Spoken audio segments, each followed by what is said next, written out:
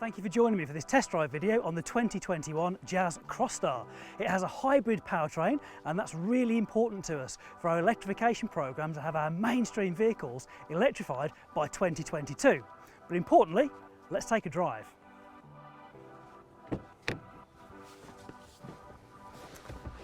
Right, so now we're in our car. First impressions, well, the seat's very comfortable. My arm, very comfy on the extra padding on the armrest there. And as soon as I start looking forwards, well, it's just the immense windscreen on here. We've got great visibility because of smaller A-pillars. We've got a lower horizontal dash and hidden wiper blades as well. So a fantastic view out of the car. Next, the steering wheel. Two-spoke design, which looks really good. And more importantly, it feels great as well. So I think now, let's take it for a drive.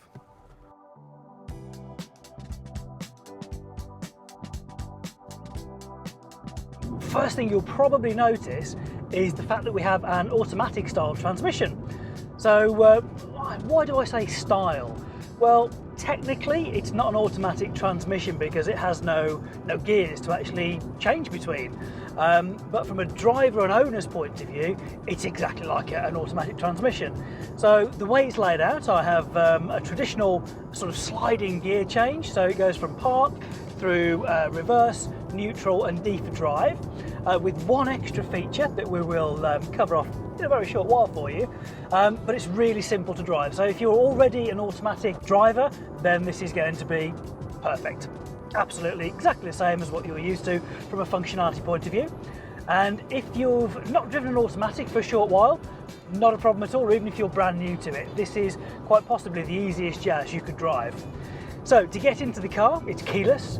You get in, you press your power button with your foot on the foot brake, pop it into D, and that is you good to go. Obviously forget you've got a left leg, and the car does literally everything for you. Now, B stands for brake. So when we're in B mode, when you take your foot off the accelerator, it will slow the car down more rapidly than if you were just in D mode. And while it's doing that, it's using the regeneration of the system to charge the batteries up in the back of the car. And as I say, you could drive all the while in B mode if you wanted to, or you could drive all the while in D. The choice is entirely yours. And we do have a really good 0 to 60 time with this Jazz. It's the quickest Jazz we've had, it's the most economical, with the lowest CO2s, absolutely tremendous. We have three modes. We have full EV. In full EV mode, you are using the battery power that you've got stored at the back of the car to power the electric motor which drives the front wheels. In hybrid mode, the same power delivery is used, so the electricity from the battery is taken, powers the front wheels, so there's no transition between that. It's always the road wheels being driven by the electric motor. However, in hybrid mode, the petrol engine is spinning a generator to create electricity that could go to the road wheels, to its electric motor, or it could go to the high voltage battery at the back of the car, or a combination. Then we have engine mode.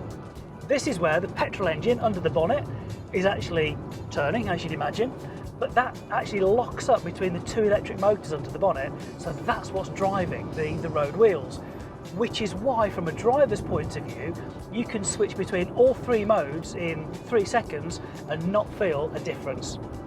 And because the sound insulation that we've improved inside the car is really good, a higher premium level than we've had previously in Jazzes, that you cannot tell the difference between which mode you're in, which is the reason I'm in this screen here, because I've got little icons, and at the top of it I've got a picture of a petrol engine, then I've got two wheels, then I've got a high voltage battery at the back, and I have a series of lines that will tell me if it's blue, it's power being used by the car. If I take my foot off now, it's green, so it's regenerating, and it's a constant reminder if I wanted to know what the car's doing. At the moment, I'm in engine mode, and now I'm in hybrid mode, and if I back off, it's regenerating for me, recuperating some of that potentially lost energy. As we're on this test track, it's a good representation of our UK roads. So it's not super smooth, it does have some bumps in it, and it does have different road surfaces. And Added to the extra sound insulation we've got in Jazz Crosstar, the sound level inside the cabin is greatly improved. And also the suspension we've got on the car is really absorbing these lumps and bumps in the road to give a really good ride comfort. Now that's because we use low friction suspension, which sounds like a really strange thing, but basically the suspension is freer to move. It's able to do a better job for you, to keep the tyres in contact with the road and to keep you sort of separated from the lumps and bumps in the road. So again, something on your test drive journey is, you know, go on some good roads, go on some not so good roads, and really feel this for yourself as well. The car has also got a slightly longer wheelbase, so that allows better comfort inside the cabin for you and all your passengers as well. It also frees up more room in the front and also for the rear seat passengers. They've got 15mm more of legroom, and let's be honest, the previous generation Jazz already had an awful lot of space, and now we've improved it. Added to that though, we actually have anti-fatigue seats. Now these seats are incredibly comfortable. I'm on a short little test drive journey with you at the moment. However, immediately you get a good feel for what a seat's going to be like. We all know that feeling of sitting in a nice, comfortable, familiar chair and how that really feels as you get into the car. And I've got that feeling with the new Jazz Crosstar. We couldn't have a Jazz without having magic seats. So Jazz Crosstar is no different. We have the ability to fold them completely flat, independently side to side, or we can get them to stand up as well. So whatever it is we're transporting, within reason of course, you're pretty much certain it's going to fit in your Jazz Crosstar. Now the nice thing is that the Jazz has already got a relatively high riding position to give good visibility. We're a little bit higher in this Jazz Crosstar model. And when we're talking about visibility, that leads me on to my next point. And that is how much of a glass area there is at the front. Jazz has always been a tremendous car for its lack of blind spots. So we have the quarter lights at the front, and of course we have a large windscreen at the front of the car. What we have done though is we've reduced the size of the A-pillars, so we have much less of a blind spot. So that means you're going to be safer when you're driving because you can see more in front of you and what may be approaching from the sides as well. So very, very clever. Added to that, we have the low flat horizontal dash. So that is also giving me better visibility. And from the driver's point of view, you cannot see even any part of the wiper blades. All you're getting is 100% vision through that front windshield. We have some safety features we hope you never have to use.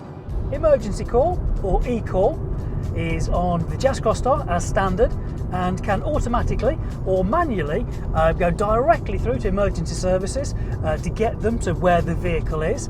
Hopefully it's something that you never have to use, but it's great peace of mind just knowing it's there. It's like having a guardian angel just looking out for you.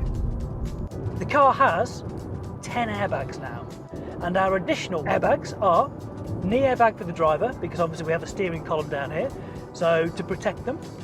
And then the second additional airbag comes out of the side of the driver's seat, and that comes up like a divide between the driver and the passenger. That would protect my head and my passengers from colliding. Jazz Crosstar comes with a 9-inch monitor, so on there you've got the next level of our connectivity, and on that you will have your Honda personal assistant. And it's very similar to Siri or your Google Assistant. So you can ask it to find you a local restaurant, or it could be asking what the weather is, any of those points there. But you don't have to have a smartphone in the car. So if you don't have a smartphone, you can benefit from having something similar to Siri or your Google Assistant. Plus, if you do find a local Italian restaurant that has free parking and is suitable for vegetarians, you can actually send it straight into your satellite navigation, completely hands-free, because all you need to do is start off with the phrase, "OK Honda."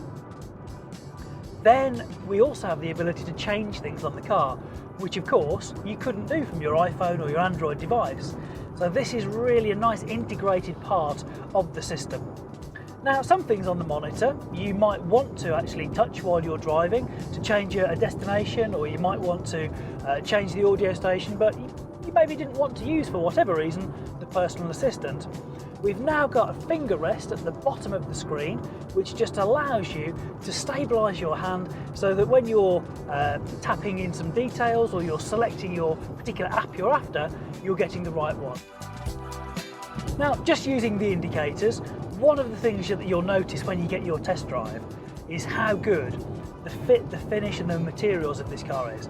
They really are the next level up. So whether it's the indicators and the positive feel that you get there, whether it's the push of a button for air conditioning, whatever it is, it feels superb. We've got the supportiveness in our anti-fatigue seats, we have our water resistant material, and our low horizontal dashboard again has got that really good look and finish to the materials used on it. So the attention to detail in this car is really the next level. So the cup holders on this car, they're climate controlled, because what they've done, they've put the cup holder literally sitting in front of the air vent.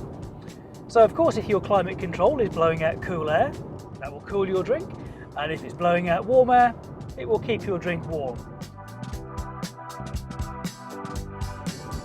Now we come to sensing. So we have lane departure warning. We've had that on Jazz before, and that literally warns you you're about to depart the lane. So the camera right at the top is looking at the painted lines on the road. So if you start getting closer to one side or the other, it'll give you audible and visual notifications that you might want to stay in the lane. If you need to move from the lane, not a problem. And if you indicate to show the car your intention is to move into a different lane, that also is no problem, it wouldn't trigger the system. We have traffic sign recognition, which will look at the signs at the side of the road, and it will display the same information on my dash. So the speed signs, maybe a no overtaking sign as well, that would be in a circle, but it will actually display them on the dashboard, providing the camera has seen them, of course.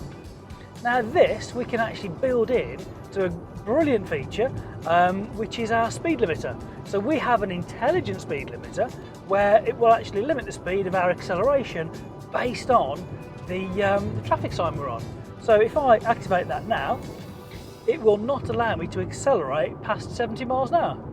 If I didn't want it to relate to the traffic signs, if I thought, well, this is a 70, but I want to limit myself to 65, I could scroll through and do the manual speed limiter and set that to 65. So I have ultimately the choice. Another great feature we have on the new Jazz Crosstar is the intelligent adaptive cruise control. The camera is looking for cars ahead. So if I've set my intelligent adaptive cruise control to 60 miles an hour, but the vehicle in front is doing 50, the car knows that. The car will slow me down to 50 and keep a safe distance. This intelligent adaptive cruise control is really relaxing, great for longer journeys because you can focus more on your attention around the vehicle as well, so help keeping you safer. Also, it makes those longer journeys even more enjoyable. Because we have the automatic transmission on this car, we have another feature called low speed follow. So this can actually take the car down to 0 miles an hour. So the car in front of me slows down, they come to a stop, so will I. That again is a great feature, never had that on any of the Jazzes before. Also, we have collision mitigation braking system. So this is a system that uses the brakes to mitigate a collision. And how it will do that is again by the cameras at the top of the screen.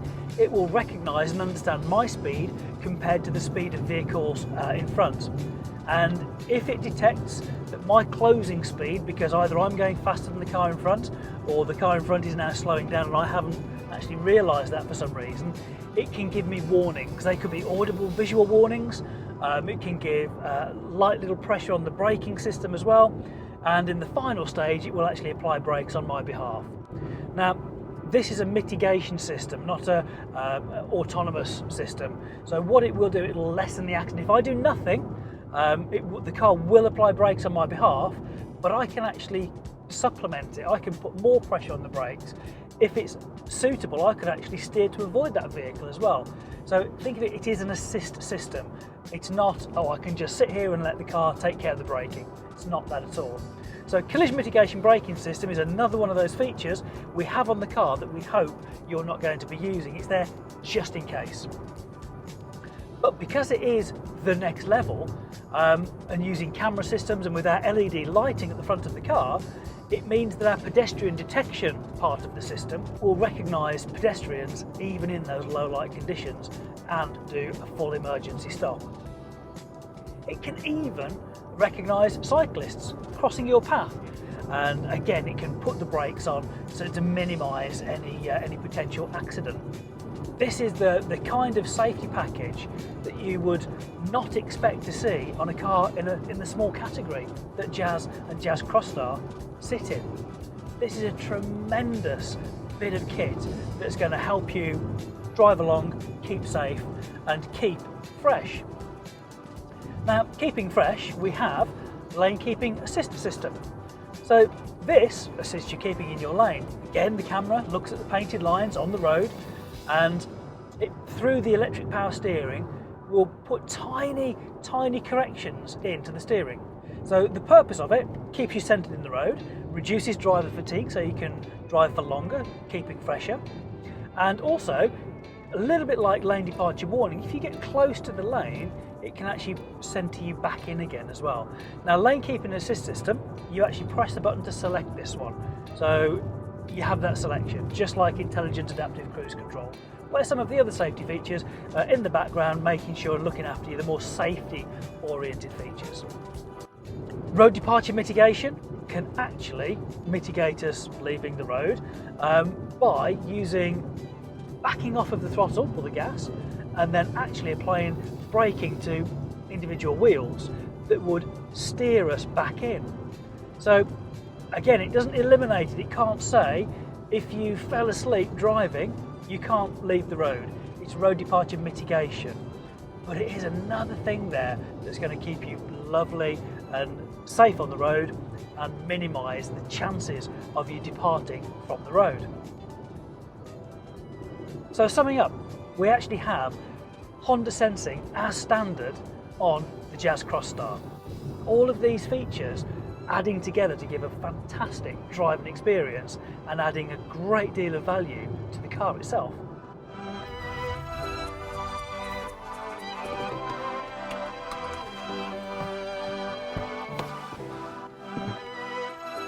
Well, those are my thoughts on the new Jazz Crosstar and the test drive that we've just done.